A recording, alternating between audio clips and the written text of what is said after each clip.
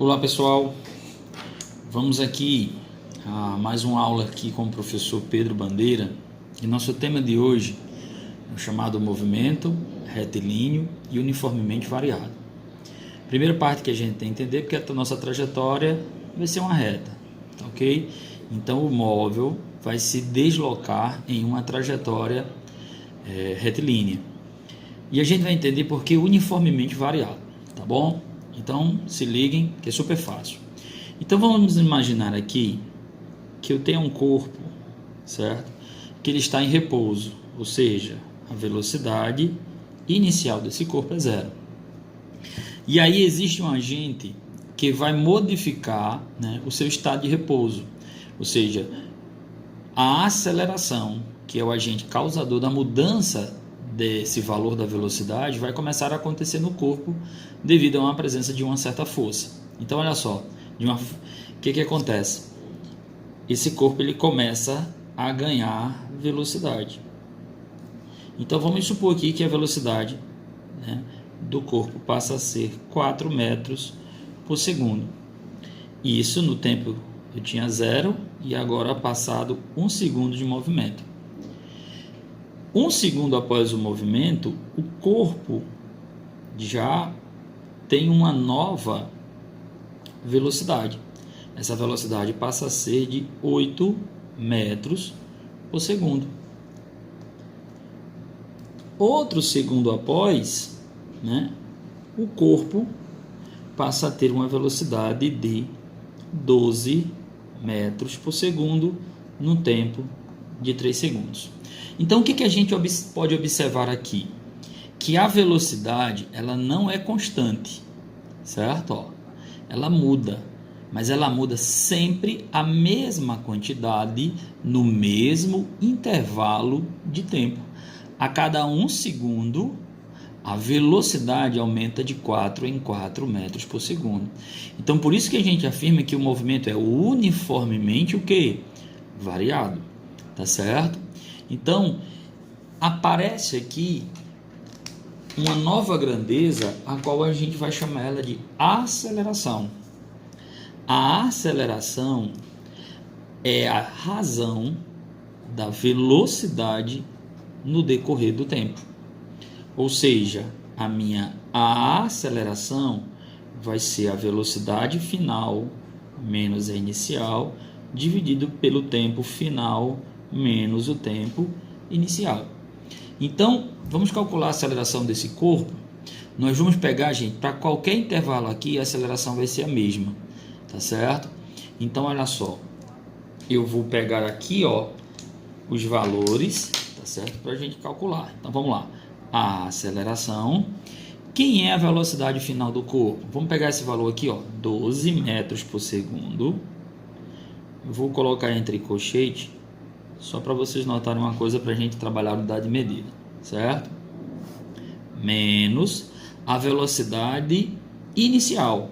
A velocidade inicial, 0, tá bom? Então, eu tenho 0, vamos colocar a unidade também, só para a gente ficar legal. O tempo final foi de 3 segundos, menos o tempo inicial, que foi de 0 segundos. Ó, notem que eu posso fazer essa operação matemática aqui porque as duas grandezas, a velocidade final e a velocidade inicial, estão na mesma unidade de medida. Caso uma tivesse em desconformidade com a outra, eu teria que transformar. Então, 12 menos 0, eu vou ter 12 metros por segundo, certo? E 3 menos 0, eu tenho 3 segundos, ok? Então eu tenho que a aceleração é 12 dividido por 3, que vai me dar 4 metros por segundo. Professor, eu nunca tinha visto, Bandeira, uma grandeza de aceleração desse jeito. Os meus livros de física sempre aparecem metros por segundo ao quadrado. Vamos tentar entender aqui, tá bom? Então nós verificamos que na figura a velocidade estava modificando sempre de 4 em 4 metros por segundo a cada segundo. Ou seja, em 1 segundo de movimento, a velocidade está sendo modificada de 4 em 4 metros por segundo. Ok? Então vamos fazer essa divisãozinha com essas letras, tá bom? Só para a gente ficar bem legalzinho aqui para vocês entenderem. Então eu tenho 4, né, metros por segundo. Repete o numerador, que é metros por segundo, e multiplica pelo inverso do denominador, que é 1 sobre segundo. Então eu tenho m vezes 1 vai me dar m, 4m, e segundo vezes segundo vai me dar segundo ao quadrado. Então a minha aceleração é de 4 metros por segundo ao quadrado, que significa dizer que a cada 1 segundo, a velocidade vai estar mudando de 4 em 4 metros por segundo. Ok? Aí vamos a uma situação aqui para a gente não perder o foco. Nós vamos fazer a análise gráfica, tá bom, gente? Vamos analisar o gráfico da velocidade, tá bom? Então, o que é que eu vou ter aqui? Nós vamos ter tanto o eixo X, né, como o eixo Y, e a gente vai dar, né, denominações a ele aqui, ó. Eu vou ter o eixo da aceleração, medida em metros por segundo ao quadrado, certo? E eu tenho também o eixo dos tempos, né, medido em segundo. Tempo medido em segundo. Pessoal, no movimento retilíneo uniformemente variado, o valor da aceleração é uma das coisas que caracteriza isso aqui, é que a aceleração ela é constante. Ok? Não pode esquecer, tá bom? No movimento retilíneo uniformemente variado, o valor da aceleração é constante. Então, olha só. Quanto foi o valor da minha aceleração? Foi de 4 metros por segundo ao quadrado. Ou seja, então a gente vai pegar aqui o nosso gráfico, ó, certo? E vamos aqui, ó. Eu tenho o meu eixo, né?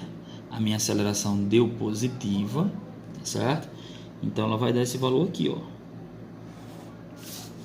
A minha aceleração é de 4 metros por segundo ao quadrado, e ela é um valor que constante.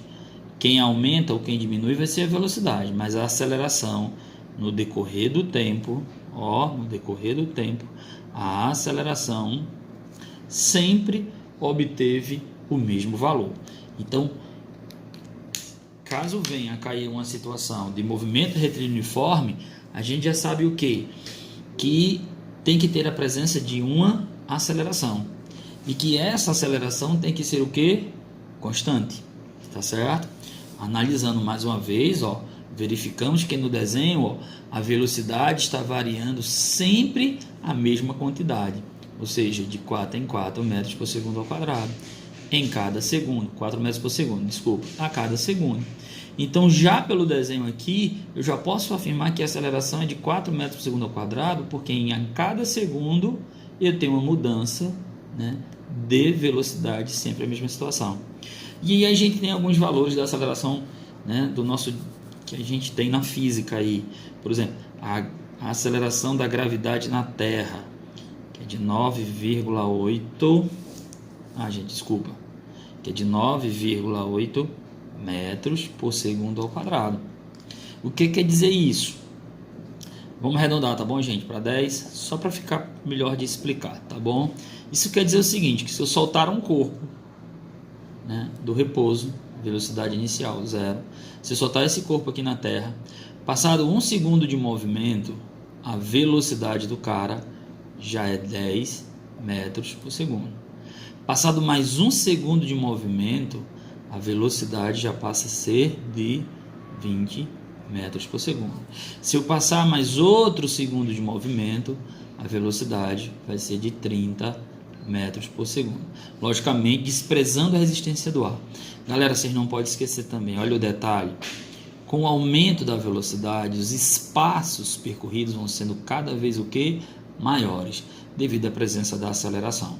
tá bom? Poderia também ser menor, caso o corpo venha diminuindo sua velocidade. Então, se fosse o contrário, se ele viesse diminuindo a velocidade, os espaços seriam cada vez o quê? Menores, tá bom? No próximo vídeo nós vamos trazer, galera, a equação da velocidade em função do tempo, ok? Não esqueça de dar o okzinho, tá bom? Do gostei aí, compartilhe com seus colegas, tá certo? De sala de aula e que vão também prestar o Enem. Um abraço e fica com Deus.